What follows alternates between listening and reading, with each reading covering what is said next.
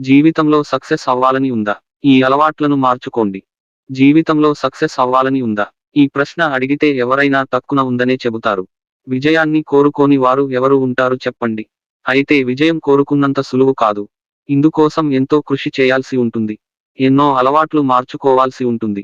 విజయం సాధించిన ప్రతి ఒక్కరి వెనకాల ఎన్నో కష్టాలు ఉంటాయి. జీవితంలో సక్సెస్ అవ్వాలని ఉందా? ఈ ప్రశ్న అడిగితే ఎవరైనా తక్కున ఉందనే చెబుతారు.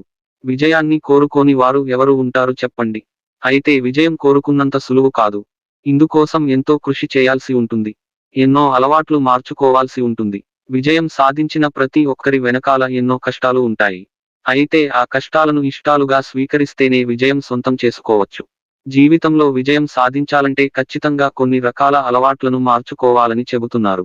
ఇంతకీ ఆ అలవాట్లు ఏంటో ఇప్పుడు తెలుసుకుందాం. అందరికీ రోజులో ఉండేది 24 గంటల మాత్రమే. అయితే ఎవరు ఎక్కువగా ఆ సమయాన్ని ఉపయోగించుకుంటారనేదే విజయాన్ని నిర్ణయిస్తుంది.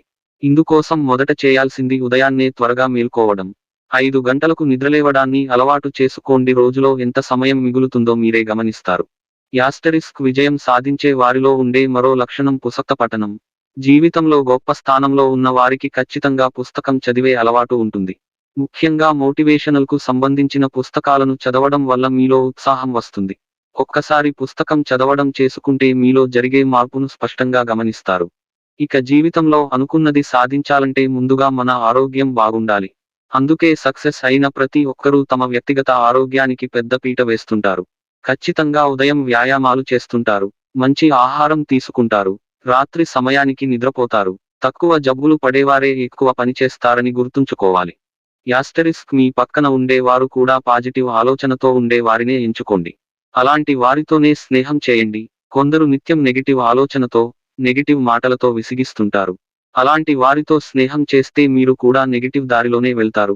జీవితంలో విజయం సాధించిన వారు ఎప్పుడైనా ఇతరులతో వాదనలకు దూరంగా ఉంటారు. వీలైనంత తక్కువ వాదిస్తుంటారు. ఎదుటి వ్యక్తితో వాదించే సందర్భంగా వచ్చినా సైలెంట్గా ఉంటారు తప్ప వాదనలకు దిగరు.